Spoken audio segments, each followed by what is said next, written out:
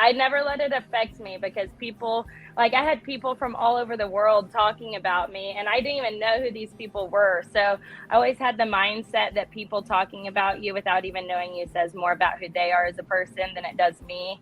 And I knew at the end of the day what I was doing and why it was good and what conservation was. And I realized at that point that people were just uneducated. So I've made it my mission to try and flip the narrative and show them why it is what we do. Why it is we do what we do. Do. And that's like actually one of the things Travis was and I were talking about prior to you coming on is that the conservation piece. And I've never been what I would say a trophy hunter. I'm a meat hunter.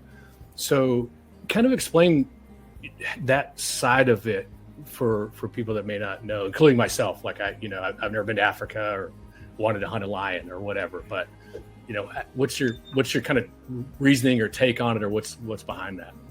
Mainly to go into Africa specifically is those animals are looked after and taken care of because of hunters. If it wasn't for hunters, poaching is such a huge thing over there that it's hunters' money that goes back to those anti-poaching communities and make sure that those animals are taken care of and they're looked after. And I always say, like, we sacrifice one to save many, because if you take the value off of an animal and there's no reason to watch after it anymore, farmers that look after these animals aren't going to spend their own dollars doing that. I kind of always say, like, if corn wasn't in demand here, people aren't going to